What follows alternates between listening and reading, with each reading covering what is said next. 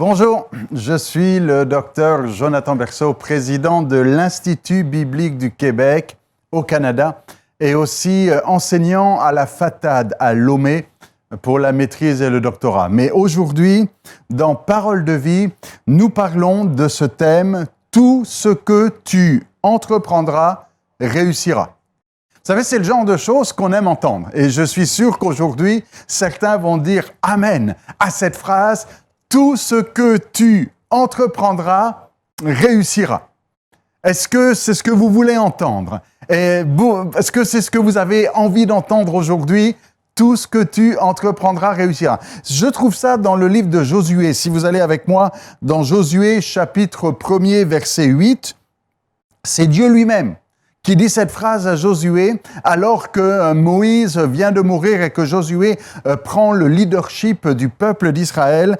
Il dit, voilà ce qui est écrit dans Josué 1:8, et je lis dans la Nouvelle Bible seconde, « Ce livre de la loi ne s'éloignera pas de ta bouche, tu le reliras jour et nuit pour veiller à mettre en pratique tout ce qui est écrit. Alors tu mèneras à bien tes entreprises, tu réussiras. Tout ce que tu entreprendras réussira. » On est dans un monde aujourd'hui où on aime les belles paroles, on aime les belles promesses et on aime entendre ce genre de choses. Tout ce que je vais faire va réussir et c'est la prospérité et c'est le succès et c'est la réussite qui est là garantie. Néanmoins, Jésus reprend ce thème-là lorsqu'il nous raconte cette parabole d'une maison construite sur le roc. Vous connaissez cette histoire en disant que le royaume des cieux est semblable à un homme qui construit une maison sur le roc. Il y a celui qui est sage, il construit la maison sur le roc. Celui qui est fou, il construit la maison sur le sable. Vous connaissez peut-être même le chant qui va avec. Mais on interprète souvent rapidement cet enseignement de Jésus et on a tendance à dire construire sur le roc, c'est construire sur Jésus. Construire sur le sable, c'est construire sans Jésus. C'est vrai que quand on construit sur le roc, la pierre angulaire, on construit sur Jésus. Mais ce n'est pas l'enseignement de cette parabole. Jésus donne lui-même l'interprétation de cette parabole.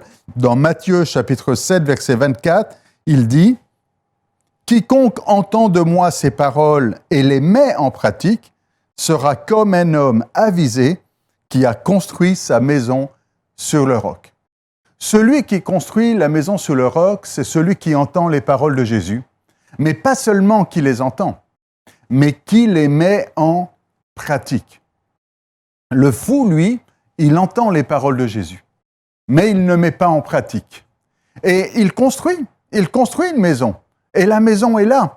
Et la maison est belle, et de l'extérieur, on a l'impression que entre le fou et le sage, les deux ont construit chacun une belle maison. Mais voilà ce qui fait la différence, c'est que quand vient la difficulté, quand vient les torrents, le vent, la tempête, celui qui a construit sur le roc, la maison résiste, celui qui a construit sur le sable, la maison s'écroule. Et Jésus nous dit bien, c'est écrit là dans le texte, celui qui a construit sur le roc, c'est celui qui entend et qui met en pratique.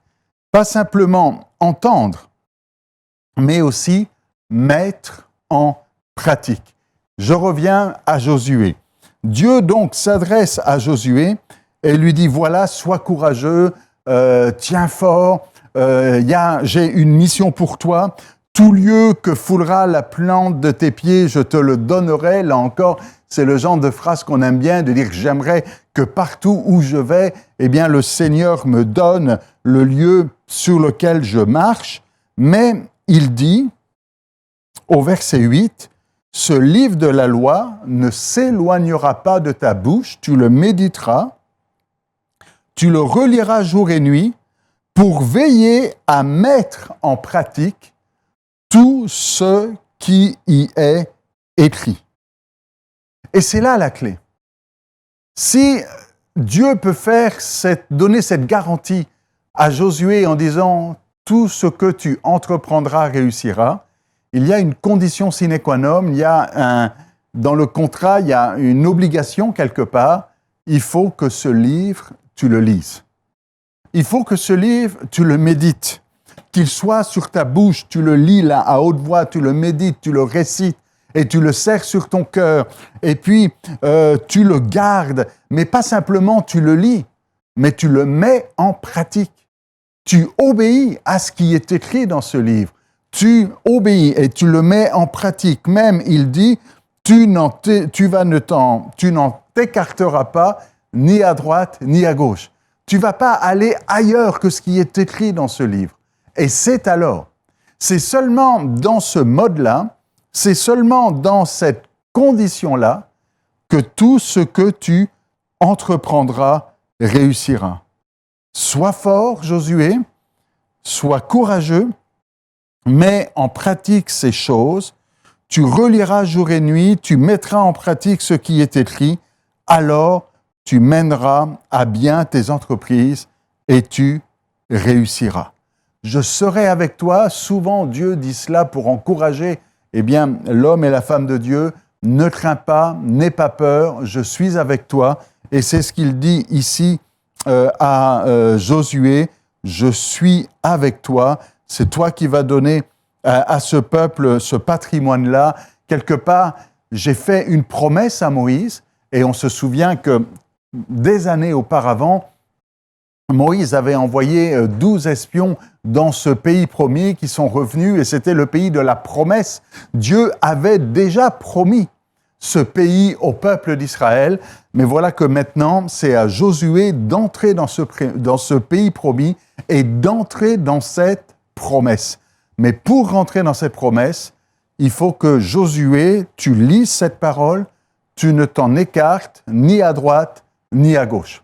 Parce que voyez-vous, c'est facile de s'écarter. C'est facile de dire, moi, je veux réussir et je veux que tout ce que j'entreprenne réussisse. Mais il y a une condition.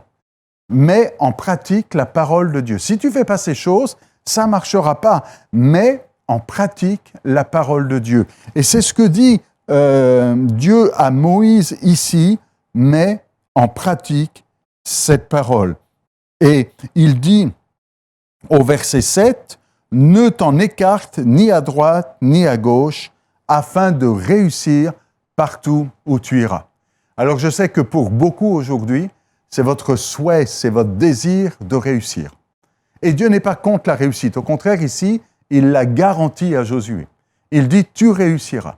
Mais il dit, pour réussir, tu dois mettre en pratique ce qui est écrit dans ce livre. On retrouve ce thème un peu partout dans les Écritures. Déjà dans les psaumes. Psaume chapitre 37, verset 4. « Fais du Seigneur tes délices, et il te donnera ce que ton cœur demande. » Pour avoir ce que ton cœur demande, il faut faire de Dieu tes délices. Il faut serrer sur ton cœur sa parole. Il faut qu'il soit le centre de tes pensées. C'est pas « j'ai envie de », mais c'est « je fais du Seigneur mes délices et il donne ce que ton cœur demande. » Et Jésus dit la même chose. Et il suffit d'aller dans l'évangile de Jean pour s'en rendre compte. Si vous allez dans Jean chapitre 15, verset 7, Jésus dit « Tout ce que vous demanderez ou voudrez, cela vous arrivera. » On dit « Waouh, ça c'est toute une parole. Tout ce que vous demanderez, vous le recevrez. » Et il y en a beaucoup aujourd'hui qui disent « Mais moi, j'aimerais pouvoir serrer cette parole-là et de dire tout ce que je demande, je le reçois. Amen, je reçois cette parole. » Mais attendez. Jésus a mis une condition.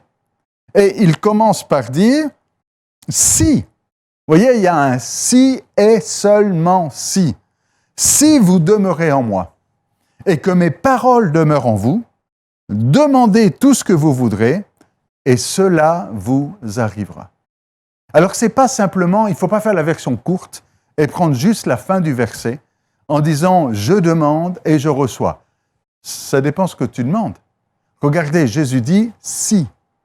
Si vous demeurez en moi, si vous marchez dans mes commandements et que mes paroles demeurent en vous.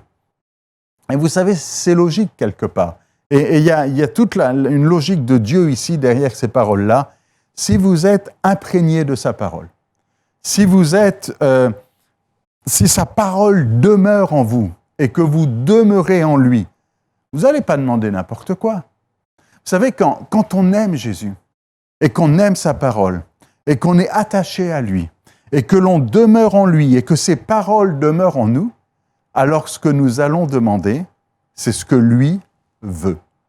On ne va pas demander des choses contraires à sa parole, puisque sa parole demeure en nous. On ne va pas demander des choses contraires à sa volonté, puisqu'il demeure en nous et que nous demeurons en lui. Et dans ce cadre-là, si et seulement si, dans ce cadre-là seulement, et il n'y a pas, c'est une condition capitale, hein, là, alors, seulement dans ce cas-là, tout ce que tu demanderas, tu l'obtiendras. Parce que ce que tu demanderas, ce sera conforme à sa parole. Et c'est important de le réaliser. Parce qu'aujourd'hui, des fois, certains demandent selon la convoitise de leur cœur. Certains demandent la richesse, d'autres demandent telle chose ou tel événement, mais c'est selon ce que le cœur charnel et humain désire. Maintenant, Dieu veut votre bien, ça, il n'y a aucun doute là-dessus. Mais il faut premièrement obéir à sa parole, serrer sa parole sur votre cœur, demeurer en lui et que lui demeure en vous, que ses paroles demeurent en vous, et alors seulement la garantie de cette promesse est effective, tout ce que tu demanderas réussira. On trouve le même concept avec une histoire que l'on peut lire dans Matthieu chapitre 14. Dans cette histoire, Jésus avait laissé partir ses disciples pour traverser la mer de Galilée, le lac de Génézareth, et voilà que à un moment donné, Jésus les rejoint, il marche sur l'eau. Et les disciples ont peur. Et Jésus leur dit, courage. Et notez bien, et volontairement je choisis ce passage ici, Jésus leur dit courage de la même manière que Dieu a dit courage à Josué. Et Jésus dit donc, courage, c'est moi. Le c'est moi ici est très intéressant aussi en grec, aimi, ego aimi, c'est-à-dire je suis. C'est moi, c'est la même chose en grec que je suis. Donc Jésus dit, courage, je suis, c'est moi. N'ayez pas peur. Et c'est important d'avoir du courage, de ne pas avoir peur et de réaliser qu'il est le grand je suis. Et Pierre lui répondit, si c'est toi. Comprenez que dans cette phrase-là, ça veut dire, si tu es vraiment le je suis, si tu es le grand je suis, si c'est toi, ordonne-moi de venir vers toi sur les eaux. Et Jésus lui dit, viens. Et Pierre descend du bateau, marche sur les eaux et vint vers Jésus. Si Pierre marche sur l'eau, c'est parce que Jésus lui a dit, viens. Comprenez que si Pierre, à un moment donné, alors qu'il était en train de pêcher, disait, tiens, j'ai envie de marcher sur l'eau. Oh, il pourrait essayer de marcher sur l'eau, mais je ne suis pas sûr que ça va marcher. Je ne sais pas si vous avez essayé de marcher sur l'eau en disant, ah, j'ai envie de faire comme Pierre et je veux marcher sur l'eau. Essayez, je ne suis pas sûr que ça va marcher. Mais quand est-ce que ça marche? Quand c'est Jésus qui dit, viens, sur ta parole, je jetterai le filet dans une autre circonstance. Quand on base notre action, notre foi sur sa parole, sur ce qu'il a dit, alors c'est solide, c'est ferme. Tout ce que tu entreprendras réussira. Base ta vie sur lui. Pas seulement écoute sa parole, mais écoute-la et mets-la en pratique. Et quand vous êtes dans ce cadre, dans cet environnement, tout devient possible. Et quand je dis tout, c'est tout. Jésus le dit lui-même, tout est possible à celui qui croit. Tout, c'est tout. Tout est possible à celui qui croit. Il n'y a rien d'impossible à Dieu et tout est possible à celui qui croit. Et c'est ce que dit Dieu à Josué. Quand il dit « tout lieu que foulera la plante de tes pieds », il ne donne pas de limite. Il ne dit pas simplement ce territoire-là, celui-là et celui-là. Il dit « tout lieu ». tout lieu où tes pieds vont marcher, je te le donnerai. Et des fois, on a tendance à vouloir que Dieu nous dise tout. Et dit, Seigneur, dis-moi, quel territoire? Est-ce que je dois aller à droite? Est-ce que je dois aller à gauche? Est-ce que je dois aller à tel endroit? Et Dieu dit, va où tu veux. Partout où tu iras, partout où tes pieds marcheront, le pays sera à toi. Si tu médites ma parole, si tu t'écartes ni à droite ni à gauche, si tu la serres sur ton cœur, et si tu obéis à sa parole, alors tout devient possible et tout lieu où tu marcheras sera possible. Voyez, trop souvent, on a l'habitude et la fâcheuse tendance de croire que Dieu veut tout contrôler et qu'il veut nous dire exactement tout ce qu'on doit faire. Je ne sais pas si vous faites partie de ce genre de chrétiens qui priaient le matin pour savoir s'il faut mettre une chemise bleue ou une chemise verte ou s'il faut se coiffer de telle manière. Vous savez, des fois, Dieu dit, fais comme tu veux. Et là même, il dit à Josué, fais comme tu veux. Quand il dit, tout ce que tu entreprendras réussira. Tes entreprises. Regardez l'étymologie du mot entreprendre, entreprise. Entreprendre, c'est commencer quelque chose par soi-même. Dieu ne dit pas, tout ce que je te dirai de faire réussira. Il dit, tout ce que tu commenceras à faire, et c'est toi-même qui choisiras. C'est toi-même qui décideras. Des fois, on a l'impression que Dieu doit tout contrôler et qu'il doit nous dire, il faut que tu fasses ça. Et vous savez, des fois, les jeunes se disent, mais quel métier je dois faire? Et le Seigneur aurait tendance à dire, mais tout métier que tu feras, ça marchera. Si tu obéis à sa parole, si tu aimes sa parole, si tu la serres contre ton cœur, si tu fais de l'Éternel tes délices, alors, si tu veux être dans telle profession, le Seigneur va te bénir. Si tu veux aller dans telle direction, le Seigneur va te bénir. Et d'un chemin ou l'autre, le Seigneur est là. Et il est là pour te bénir. Le plus important, c'est d'être fidèle à sa parole. Maintenant, s'il a des plans spécifiques pour ta vie et s'il a des projets spéciaux pour toi, comme il l'a fait en son temps avec l'apôtre Paul, il ne permettra pas que tu ailles sur un mauvais chemin. Et j'aime beaucoup ce récit dans les Actes des Apôtres, où l'apôtre Paul, en toute logique, il réfléchit, il ne va pas n'importe comment, il a une stratégie d'évangélisation, et il se dit, si on veut rejoindre l'Asie mineure, il faut commencer par la ville la plus grande, la plus importante, à savoir Éphèse. Alors, Paul réunit son comité missionnaire et il dit, on va aller à Éphèse. Mais le texte nous dit, empêché par le Saint-Esprit. Le Saint-Esprit dit à Paul, non, il ne faut pas aller là. Ce n'est pas que l'idée de Paul était mauvaise. La preuve, il va y aller, mais plus tard. Mais ici, le Saint-Esprit lui dit, non, il ne faut pas aller à Éphèse. Alors Paul dit, bon, s'il ne faut pas aller à l'ouest, eh bien, on va aller à l'est. Et il décide de partir dans l'autre direction et il nous est dit, l'Esprit de Jésus ne lui permit pas. Alors il dit, bon, si ce n'est pas à l'est, si ce n'est pas à l'ouest, si ce n'est pas à l'est, où est-ce qu'on va? Et là, il a une vision, la vision d'un Macédonien qui lui dit d'aller au nord, quelque part, et ils vont se diriger en Macédoine.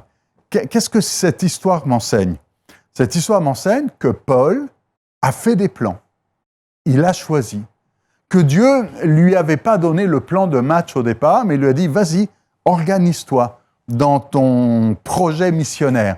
Mais que si à un moment donné, Paul prenait une direction et qu'il y avait un meilleur chemin, l'Esprit de Dieu est capable de le réorienter. Alors, si je peux m'exprimer ainsi, vous avez le droit de prendre des décisions, de faire des choix. Et si vous êtes sensible au Saint-Esprit, le Seigneur ne permettra pas que tu prennes un mauvais chemin. Évidemment, il faut écouter de la voix de l'Esprit.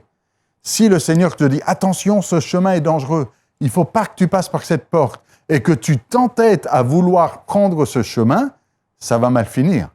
Mais si tu es sensible à la voix de l'Esprit, que tu laisses le Saint-Esprit te parler et que tu lui donnes l'autorisation de te dire « Attention, le chemin que tu prends, ce n'est pas la bonne décision là ». Et des fois, il va dire « C'est bien, continue ». Des fois, il va dire « Non, non, là, l'Esprit ne lui permet pas. L'Esprit de Jésus l'en empêche. » Et finalement, il va avoir cette révélation d'aller dans la ville de Philippe, en Macédoine. Alors, je reviens à Josué. Ce que Dieu dit à Josué, quelque part ici, c'est « Je te donne carte blanche. Tout ce que tu feras réussira. Tout ce que tu entreprendras réussira. » C'est formidable d'avoir une carte blanche. Mais ce n'est pas une carte blanche sans aucune condition. Un peu comme quand l'apôtre Jean dit dans son épître que ce que nous demandons, nous le recevons, mais il met une condition avant. Si nous demandons selon sa volonté, tout ce que nous demandons, nous le recevons. Quand vous êtes dans le plan de Dieu, quand vous êtes dans la volonté de Dieu, quand vous demandez ce que Dieu aime, il n'y a aucun problème à recevoir ce que Dieu aime et ce que Dieu trouve bon. Quand vous demandez de bonnes choses, si, méchants comme nous sommes, nous savons donner de bonnes choses à nos enfants, à combien plus forte raison le Père Céleste donnera-t-il de bonnes choses à ceux qui le lui demandent? Mais si vous demandez des mauvaises choses, Dieu ne va pas exaucer la demande de mauvaises choses. Si vous demandez à Dieu des choses qui sont motivées par une mauvaise motivation, par l'amour de l'argent, par l'orgueil, par toutes sortes de choses mauvaises, Dieu va dire, il y a quelque chose de mauvais là-dedans. Je ne peux pas répondre à cette prière. Mais si ton cœur est attaché à sa parole, si tu mets en pratique sa parole, si tu fais de l'Éternel tes délices, alors tout ce que tu demanderas sera conforme à sa parole. Et le Seigneur pourra dire, je ne peux que approuver ce que tu demandes parce que c'est conforme à ma parole. Si vous demandez le salut de votre génération, si vous priez pour le salut de ceux qui vous entourent, Dieu ne va pas dire, je ne suis pas d'accord avec cette prière. Il va dire, mais c'est exactement mon cœur. Dieu veut que tous les hommes soient sauvés, qu'aucun périsse. Si vous priez dans ce sens-là, le Seigneur va dire, je suis d'accord avec cette prière et va te donner, et ce que tu vas entreprendre réussira. Je conclus avec la dernière parole, la toute dernière parole dans l'évangile de Matthieu. Jésus dit, allez, faites de tous les gens des nations, faites de toutes les nations des disciples. Baptisez-les au nom du Père, du Fils et de l'Esprit Saint. Enseignez-leur à garder tout ce que je vous ai commandé, à mettre en pratique tout ce que je vous ai commandé. Quant à moi, dit Jésus, je suis avec vous tous les jours jusqu'à la fin du monde. Vous avez bien noté que les choses les plus importantes, c'est la conclusion de l'Évangile selon Matthieu, c'est d'aller. Si tu ne bouges pas, il ne se passe rien. C'était pareil avec Josué. Dieu n'a pas dit à Josué, je vais faire le travail pour toi. Je vais aller libérer le pays pour toi. Et pourtant, c'était la promesse de Dieu. Et il avait déjà dit, le pays, je vous le donne. Mais il dit maintenant, c'est toi, Josué, qui dois aller. Si tes pieds vont nulle part, tu n'auras aucune part de pays. Mais si tes pieds foulent tel territoire et tel territoire, ce sera à toi. Alors comprenez aujourd'hui que ce que Dieu attend de vous, c'est pas que vous soyez statique, c'est pas que vous soyez immobile, mais c'est que vous passiez à l'action. Allez, allez, faites de toutes les nations des disciples. Allez, proclamez cette bonne nouvelle. Amenez chacun à accepter Jésus comme Maître et Seigneur et devenir disciple de Jésus. Et il dit, pas simplement vous vous arrêtez là, mais enseignez-leur à mettre en pratique. Et c'est un point capital et le point qu'il faut retenir aujourd'hui.